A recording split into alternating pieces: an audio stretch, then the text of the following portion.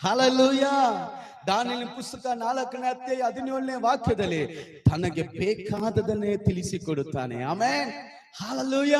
ತಮಗೆ ಏನ್ ಬೇಕೋ ಅದು ತಿಳಿಸಿಕೊಳ್ತಾನೆ. ಎಷ್ಟೋ ಜನ ಈ ಸಭೆಗೆ ನೀವು ಬಂದಿದ್ದೀರಾ, ನಿಮ್ಮ ಕುರಿತು ದೇವರು ತಿಳಿಸಕ್ಕೆ ಆತನು ಸರ್ವಶಕ್ತನಾಗಿದ್ದಾನೆ. ಆಮೆನ್.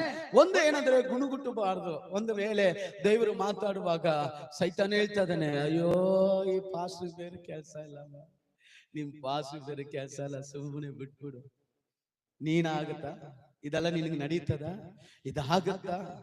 ನೀನು ಅವನಿಗೆ ಹೇಳ್ಬೇಕು, ನನ್ನ ದೇವರು ನುಡಿದರೆ ಆಗತ್ತೆ, ಆತನ ಆಜ್ಞಾಪಿಸಿದರೆ ನೆರವೇರುತ್ತದೆ. ಆಮೆನ್.